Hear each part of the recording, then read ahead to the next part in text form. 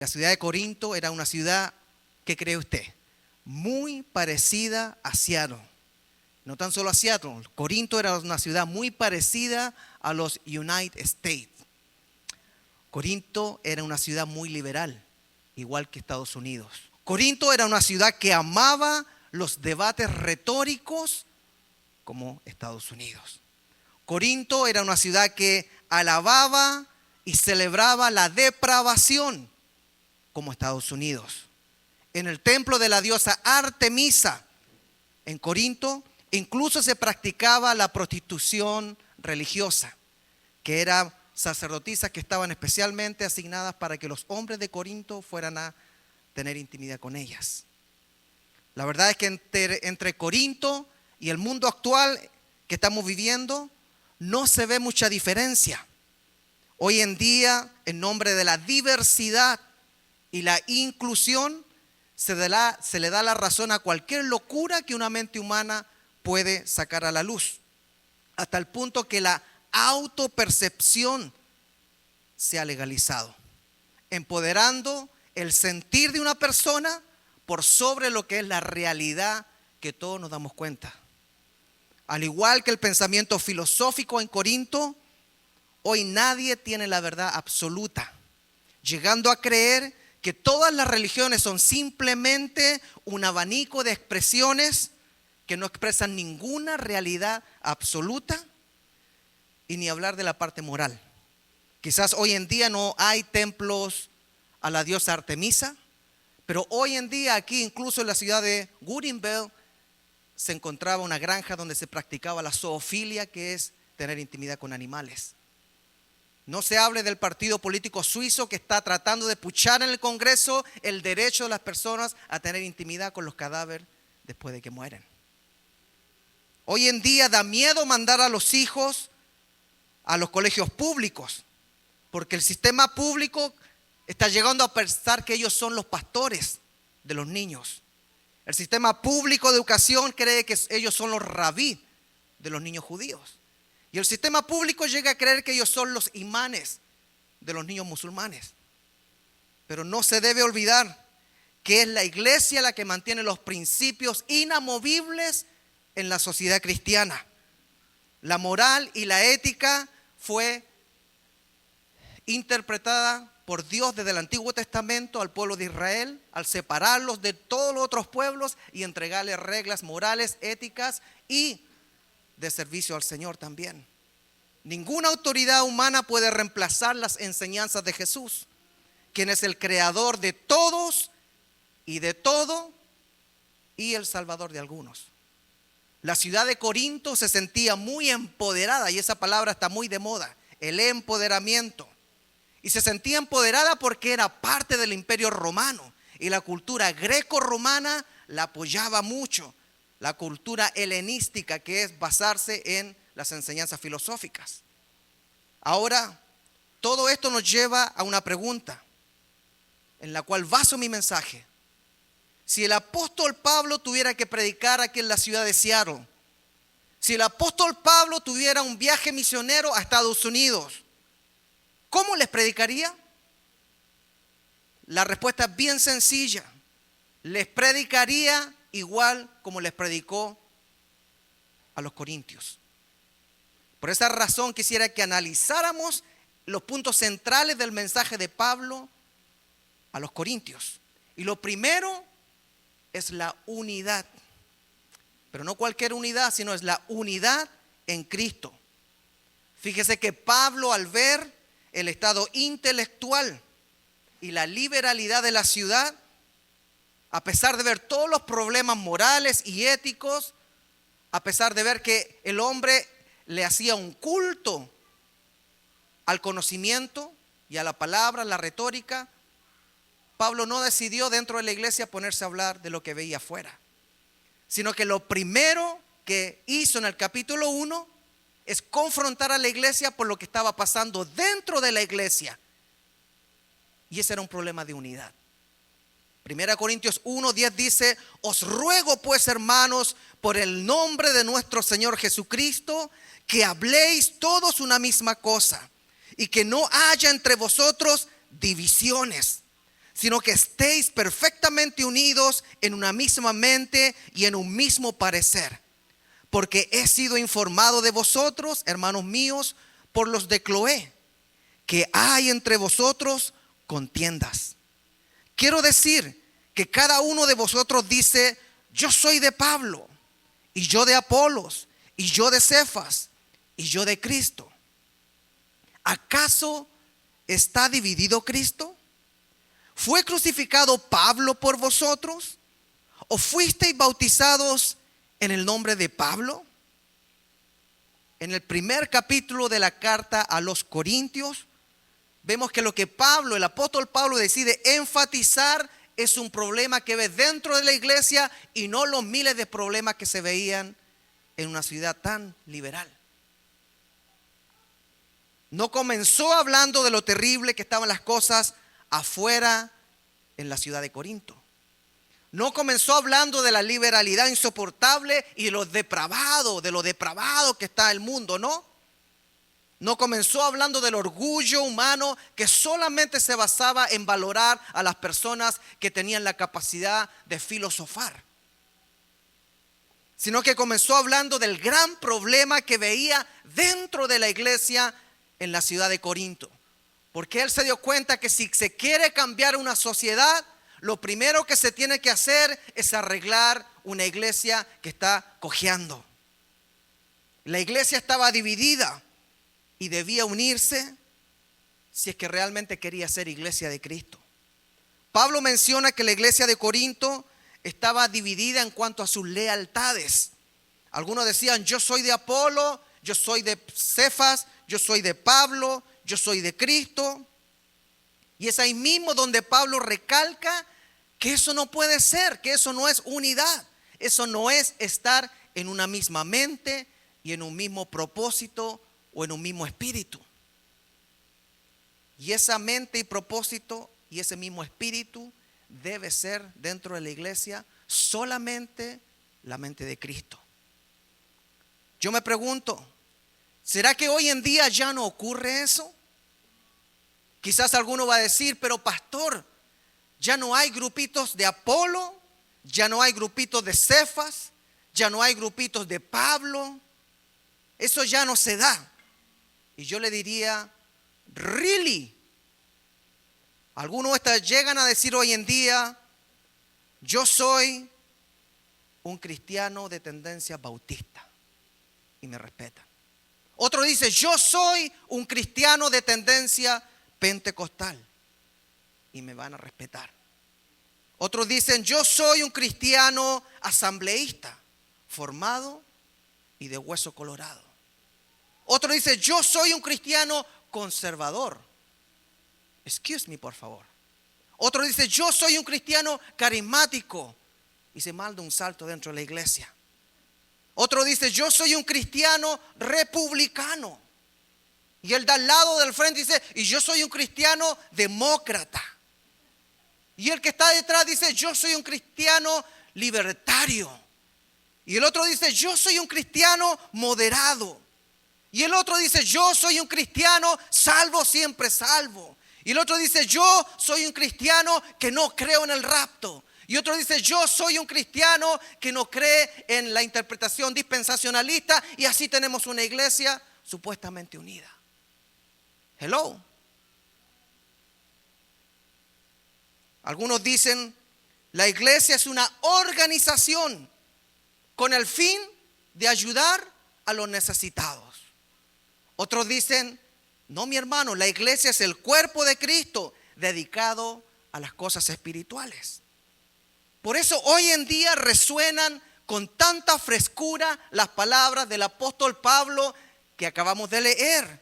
Os ruego pues, hermanos, por el nombre de nuestro Señor Jesucristo, que habléis todos una misma cosa, y que no haya entre vosotros divisiones, sino que estéis perfectamente unidos. No es pegado con glue, no es con secreción de gorila, ¿ok?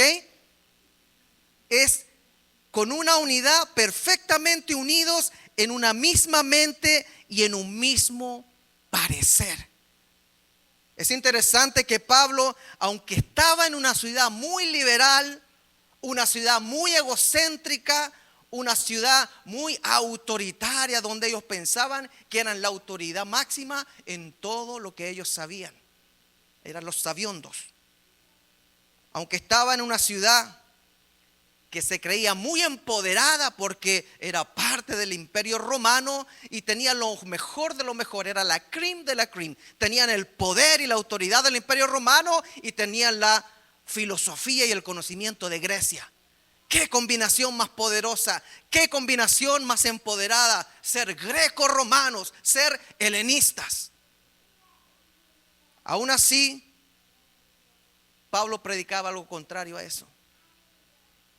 Pablo predicaba a Cristo con un mensaje simplificado. Me propuse no hablar de otra cosa con ustedes que no sea Cristo y este crucificado. Me propuse no sonar como una persona elocuente. Me propuse no ser como son allá en Corinto. Me propuse no ser una persona empoderada por el imperio, ni por la filosofía y la cultura griega. El único poder al cual Pablo hacía mención era el poder que emanaba de la cruz del Calvario de un Cristo que resucitó. Escucha, amada iglesia de Cristo. Los cristianos de la iglesia primitiva no necesitaban estar marchando por las calles para exigir sus derechos. Los cristianos de la iglesia primitiva no necesitaban boicotear productos ni compañías para defender su postura. Al contrario, los cristianos de la iglesia primitiva eran perseguidos por un régimen opresor. Y ahí es precisamente donde toma sentido la palabra unidad. Solo puede haber unidad verdadera cuando se es parte del cuerpo de Cristo. Solamente cuando estamos unidos bajo una enseñanza, que son las enseñanzas de Jesucristo, el Hijo de Dios y Dios mismo, podemos entonces pensar en estar unidos. Solamente cuando estamos unidos bajo el mismo espíritu, que es el espíritu de Jesús, podemos aspirar a la unidad. Solamente cuando estamos unidos en el espíritu, en la enseñanza, es cuando podemos realmente llegar a ser un cuerpo, unidos solamente bajo la visión y la mentalidad de Jesucristo. Amada iglesia, si hay algo que el apóstol Pablo deja en claro, es que las divisiones dentro de la iglesia son contrarias al propósito de la iglesia, de Cristo, de la evangelización, de todo. Es decir, donde hay divisiones, verdaderamente no se ha experimentado, no se ha entendido, no se ha conocido el mensaje de Jesús. Puede ser iglesia, pero quizás no ha entendido que Jesús demanda unidad.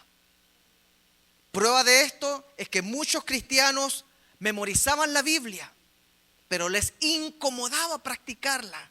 Yo no sé si habrán personas que le hacen el empeño a memorizar la Biblia, pero les duele cuando escuchan ciertas partes.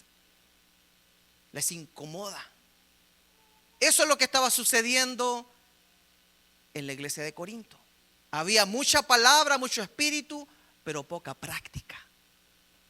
Por ejemplo, cuando una persona se siente empoderada por su conocimiento, ¿por qué le cuesta tanto someterse a otros? Efesios 5:21 dice: someteos unos a otros en el temor de Dios. ¡Auch! Eso sí que está difícil si el hermano no está a mi altura. Si conocemos la Biblia, ¿por qué nos cuesta, nos duele escuchar ciertos pasajes como Hebreos 13:17 que dice: obedezcan a sus pastores y respétenlo? Ellos cuidan de ustedes porque saben que tienen que rendir cuentas a Dios. Así ellos cuidarán de ustedes con alegría y sin quejarse. De lo contrario, no será provechoso para ustedes. Ese era el problema que había en la ciudad de Corinto. Habían personas empoderadas por su conocimiento, pero se habían hecho esclavos de la actitud helenística, de la actitud greco-romana, que ellos se sentían sabiondos. Una cosa es tener conocimiento humano y la otra cosa es tener conocimiento y revelación divina. Al igual que en la ciudad de Corinto, ¿por qué hay mujeres empoderadas de hoy que les ofende escuchar Efesios 5:22 cuando dice: las casadas estén sujetas a sus propios maridos como al Señor? Porque el marido es cabeza de la mujer, así como Cristo es cabeza de la iglesia, la cual es su cuerpo y Él es su Salvador. Al igual que Corinto, ¿por qué a los hombres dentro de la iglesia nos encanta ignorar que Efesios 5:28 dice: así también los maridos deben amar a sus mujeres como a sus mismos cuerpos? El que ama a su mujer, a sí mismo se ama. Pero nadie aborreció jamás a su propia carne, sino que la sustenta y la cuida, como también Cristo a la iglesia. Amada iglesia, ¿por qué se pierde la unidad dentro de la iglesia? Muchos incluso han memorizado las palabras de Jesús cuando dice en Mateo 5:23: por tanto, si traes tu ofrenda al altar y allí te acuerdas de que tu hermano tiene algo contra ti, deja allí tu ofrenda delante del altar y anda y reconcíliate primero con tu hermano. Y entonces ven y presenta tu ofrenda. Este es un versículo que es recontra, archi, mega memorizado, pero muy poco practicado. Y eso es exactamente lo que el apóstol Pablo decidió comenzar a tratar en el capítulo 1 de su carta a los Corintios. Él quería corregir lo que estaba sucediendo en la iglesia. Pablo vuelve a explicar en 1 Corintios 3:5: después de todo, ¿quién es Pablo y quién es Apolos? Solo servidores por medio de los cuales ustedes han creído, según lo que a cada uno le concedió el Señor. Y este versículo es muy importante, ya que corrige un gran malentendido dentro de la doctrina evangélica. Y ese entendimiento es que Dios es quien a nosotros nos concede el creer. Segundo, es que somos llamados a reconciliarnos con nuestro hermano. Y tercero, que como iglesia somos llamados a reconciliar al mundo con Dios. Segunda de Corintios 5:18 dice: y todo esto proviene de Dios, quien nos reconcilió consigo mismo por Cristo. Y ponga atención, y nos dio el ministerio de la reconciliación, que es lo menos que estaba haciendo la iglesia en Corinto, reconciliándose. ¿Qué es lo más que estaba haciendo la iglesia en Corinto? Peleándose y dividiéndose. ¿Ha cambiado algo? En Washington, D.C. la semana pasada, el domingo, prediqué en 2 iglesias y lamentablemente el reporte de los 2 pastores que me dieron a mí fue divisiones, divisiones y divisiones. Por eso Pablo sabía que sin unidad en una iglesia no va a suceder el ministerio de la reconciliación. Nadie se va a andar reconciliándose, ni menos van a andar reconciliando al mundo con Dios. Jesús oró por su iglesia antes de ascender. Una oración bien específica. Podría haber orado por un montón de cosas, pero oró por una sola cosa al pensar en su iglesia que estaba ahí y los que creerían después, o sea, nosotros. En Juan 17:21, Jesús dice: para que todos sean uno, como tú, oh Padre, en mí y yo en ti.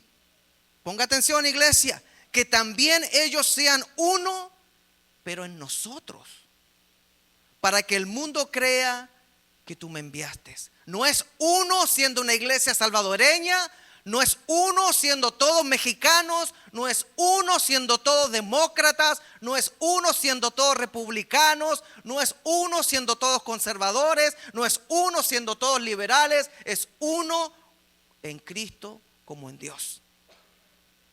Cuando no hay unidad dentro de la iglesia, cuando la iglesia solamente muestra conflictos, peleas, disensiones, le resulta muy difícil al mundo creer en el mensaje de la cruz. Por eso Jesús dice, para que el mundo crea que tú me enviaste.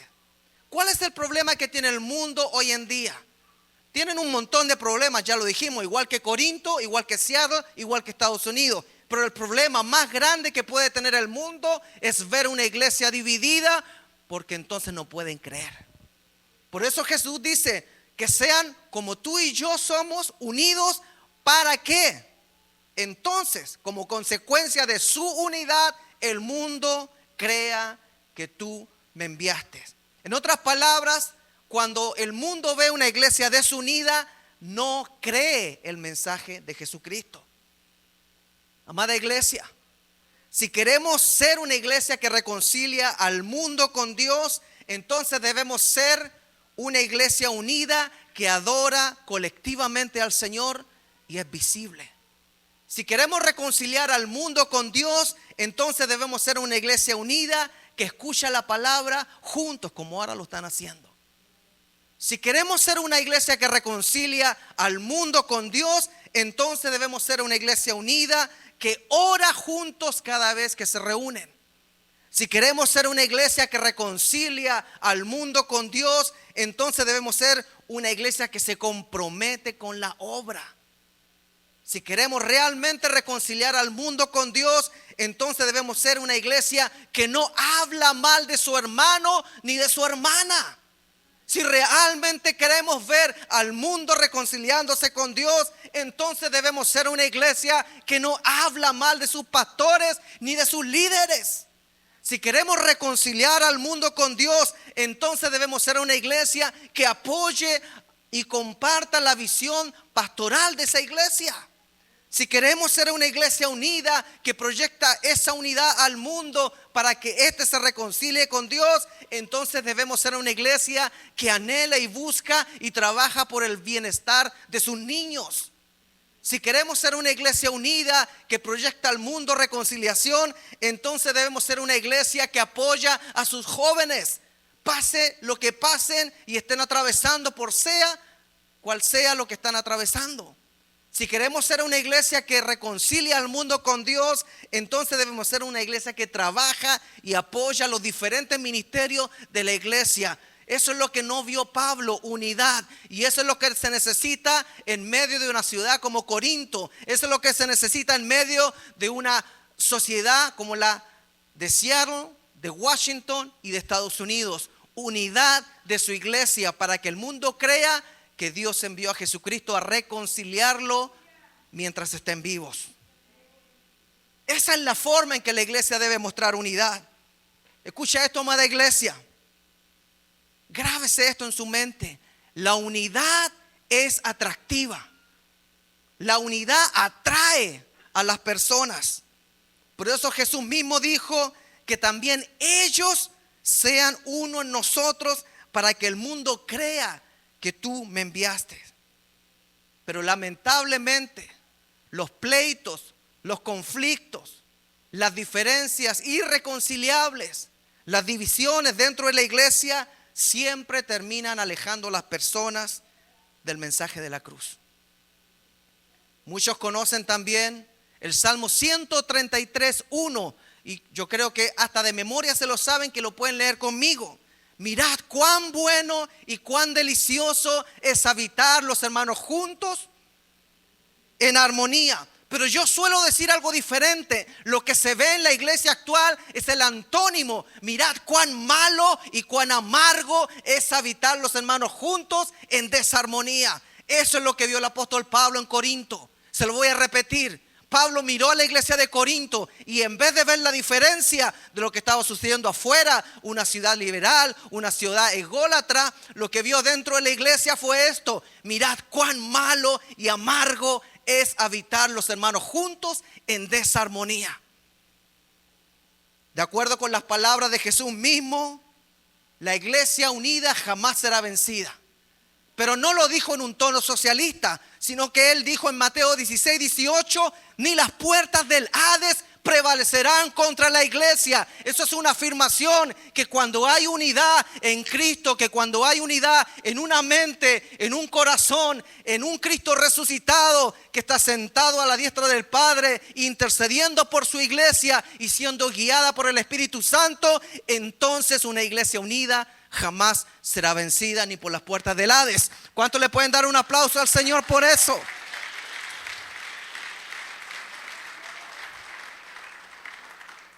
Termino este punto volviendo a leer las palabras de Jesús en su última oración. Pudo haber pedido quizás seguridad para los pastores, pudo haber pedido quizás terrenos para las iglesias, pudo haber pedido armonía entre el Estado y la iglesia, pudo haber pedido muchas cosas. Pero lo que Jesús pidió antes de irse fue la unidad, para que todos sean uno como tú, oh Padre, en mí y yo en ti. Que también ellos sean uno en nosotros, para que el mundo crea que tú me enviaste. ¿Cuál es la crisis que tenía Corinto? La unidad. ¿Cuál es la crisis que tiene la iglesia evangélica hoy en día? La unidad. Punto número 2 de la enseñanza paulina a los corintios. Una vida tiene que estar centrada, una vida cristiana, centrada en la cruz de Cristo. Cuando Pablo llega a la ciudad de Corinto y ve todo el libertinaje y todo la mentalidad ególatra y la idolatría al conocimiento filosófico de la cultura helenista que ellos tenían, él se dio cuenta que dentro de la iglesia debía ser diferente, pero lamentablemente no estaban todos unidos y centrados en la cruz de Cristo. Constantemente la iglesia pierde su rumbo y su función. Eso ha sucedido desde que la iglesia se institucionalizó con la conversión del emperador Constantino, supuesta conversión, digo entre comillas, en el siglo IV. Constantemente personas tratan de hacer que la iglesia sea un lugar político que supuestamente debe defender al débil, cuando la justicia social no necesariamente es justicia bíblica. Constantemente hay personas que tratan de ver la iglesia como la única razón existencial es ser una ORG más, una organización sin fines de lucro más del montón. En vez de entender que la existencia de la iglesia se basa en el mensaje salvífico de la cruz de Cristo y nada más. Marcos 14:7 dice: a los pobres siempre los tendrán entre ustedes. ¿Quién está hablando ahí? Jesús, no Marcos, Jesús. A los pobres siempre lo van a tener entre ustedes. En otras palabras está diciendo, siempre van a tener necesidad de tener organizaciones de ayuda, siempre. Pero pues cambia la estructura de la enseñanza en el versículo. Dice, y cuando quieran podrán hacer algo bueno por ellos. Cuando quieran podrán hacer por ellos algo bueno. Pero después dice, pero a mí no siempre me tendrán. Y separa su persona de lo que es la ayuda social. ¿Por qué? Porque la existencia de la iglesia solamente es para glorificar a su Creador y a su Salvador, esencialmente. La existencia de la iglesia es para predicar la salvación a las almas perdidas. La existencia de la iglesia es para sanar, restaurar y liberar de las cadenas del pecado. La existencia de la iglesia es un llamado a tener miembros que son embajadores de Cristo, que le gritan al mundo, reconcíliense con su Creador, reconcíliense con su Salvador antes que el tiempo se les acabe. El problema es que cuando la iglesia no se centra en el mensaje de Cristo, la ven como una iglesia cool. La ven como una iglesia interesante. Mira, allá hacen un montón de actividades, pero lo menos que hacen es hablar de Cristo resucitado, como dijo Pablo. Y el otro problema es que cuando la iglesia se centra en el mensaje de Jesucristo, los tildan de locos y fanáticos. Por eso Pablo a los Corintios le dice lo siguiente en el capítulo 1. Porque la palabra de la cruz es locura a los que se pierden, Pero a los que se salvan, esto es a nosotros, es poder de Dios. Pues está escrito: destruiré la sabiduría de los sabios. ¡Auch! Eso les debe haber dolido mucho a los corintios, que exaltaban la retórica, que exaltaban la cultura filosófica que heredaron de los griegos. Destruiré la sabiduría de los sabios y desecharé el entendimiento de los entendidos. Yo creo que eso todavía es lo que más le duele a las personas humanistas y que basan su valor en el conocimiento. Pero no entienden de que el principio de la sabiduría no es lograr un PhD. De que el principio de la sabiduría no es llegar a una posición de autoridad, sino que la palabra milenaria dice que el principio de la sabiduría es simplemente el temor al que creó el cielo y la tierra y todo ser viviente. Pablo, al darse cuenta que Corinto idolatraba el conocimiento, decide hacer un énfasis en recordarnos algo. Y ese énfasis que nos hace es: amada iglesia, voy a presentarles un mensaje hasta sin elocuencia, donde presento a un Cristo resucitado, porque no fuimos llamados a adquirir sabiduría humana, sino fuimos llamados por la pura gracia y por el puro poder de Dios. Y precisamente destaca lo siguiente, para que le duela más a los de la ciudad de Corinto: que Dios escogió lo débil y lo menospreciado del mundo para confundir a los sabios y fuertes. Amada iglesia, esto sigue ocurriendo en nuestros días. Las personas más intelectuales, más preparadas, más cultas, no pueden entender por qué las personas después de 2000 años siguen entregándole su vida a Cristo. Las personas más entendidas, más elocuentes de esta generación no pueden entender por qué las personas siguen orando y buscando y aprendiendo y sometiéndose a las enseñanzas de un supuesto ser humano que murió hace más de 2000 años, pero se dice que resucitó. Las personas más entendidas no pueden entender cómo las personas son tan tontitas que deciden rechazar sus deseos, rechazar sus pasiones por vivir una vida que agrade a Dios, que agrade a Cristo y que sea una vida acorde a las Escrituras, a la palabra de Dios.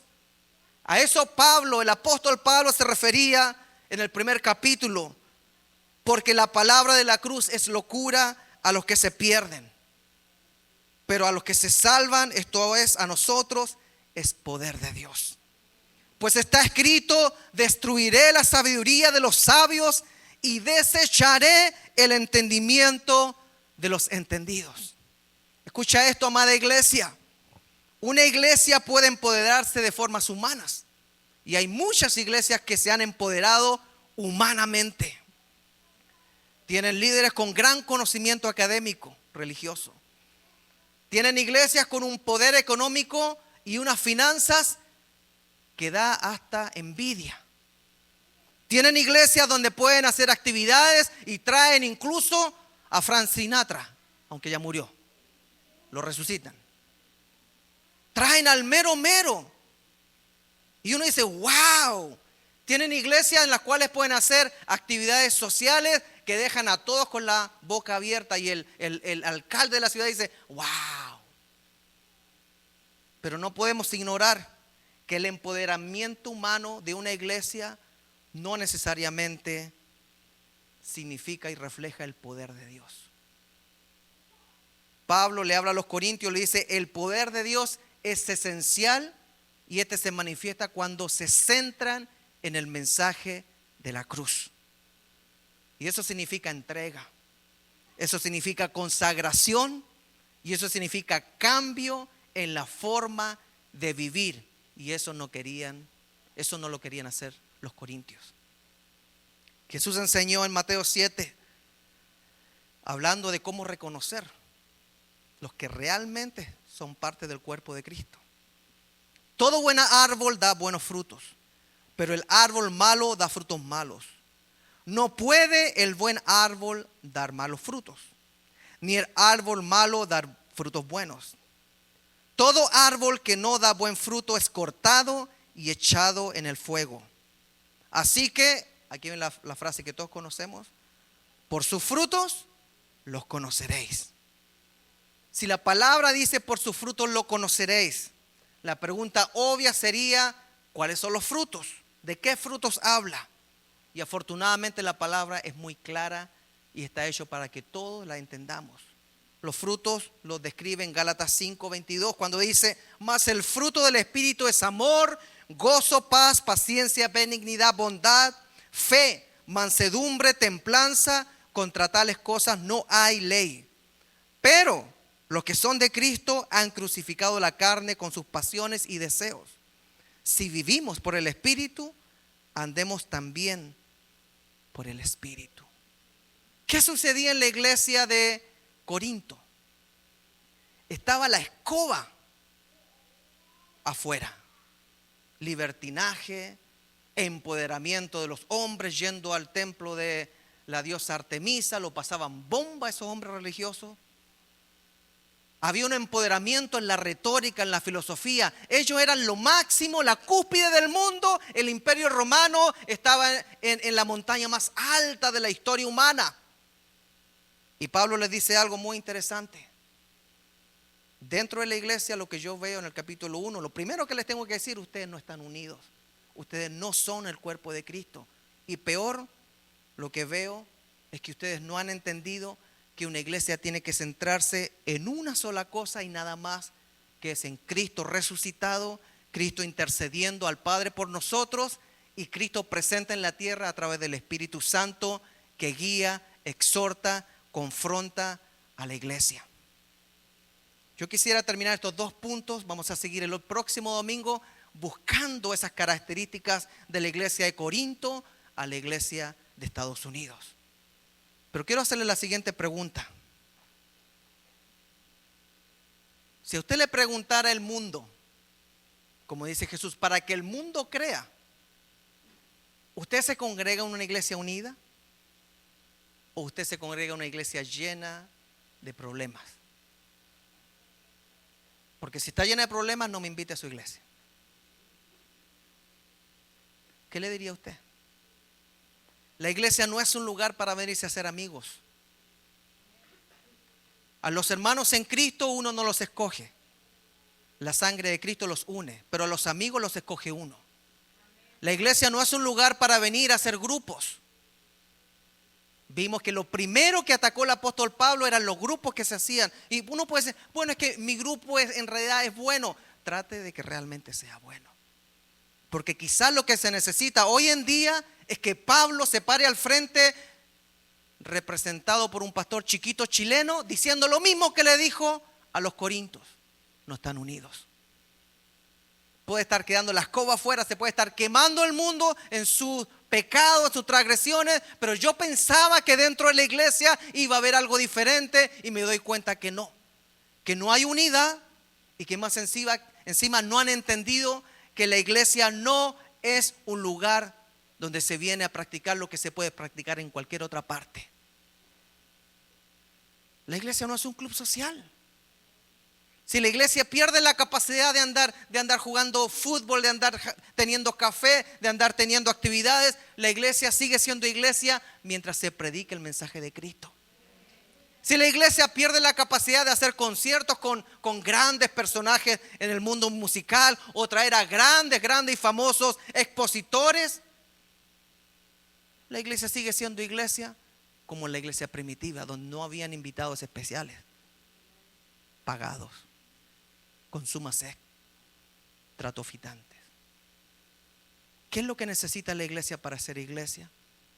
Que se siga predicando a Cristo resucitado, que hay poder en la sangre resucitada de Jesucristo que nos limpia de todo pecado, que hay poder en la comunión con Dios, que hay poder cuando el pueblo canta, cuando el pueblo ora, porque Dios habita en la alabanza de su pueblo y no en las loterías ni en las rifas de su pueblo. Dios habita cuando se le adora, Dios habita cuando se le levanta su nombre y nos acompaña históricamente aún a la persecución. Yo les recomiendo que vean la película de Bonhoeffer. Dietrich Bonhoeffer, un pastor en la década de los 1940 que enfrentó este tema y se enfrentó a los nazis y fue muerto por mantener la temática de que la iglesia no cambia su mensaje, que es solamente la rendición a Cristo. Nadie más puede manipular el mensaje. La unidad no es con un partido político, la unidad no es con una denominación, la unidad es simplemente con Cristo y Cristo resucitado. Y nosotros debemos entender que el propósito por el cual existe la iglesia es para levantar el nombre de Cristo hasta que la trompeta suene y diga: se acabó el tiempo.